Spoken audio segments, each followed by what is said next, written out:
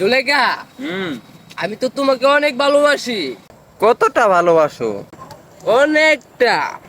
তুমি এভাবে আমাকে আর কত খাবে? তোমার আব্বুকে একটু বলো আমাদের বিয়ের কথাটা।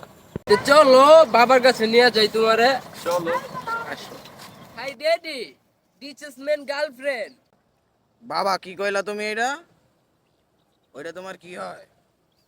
হ্যাঁ daddy, this is main girlfriend. অনেক কষ্ট করে ড্যাডি পড়াইছি ড্যাডি।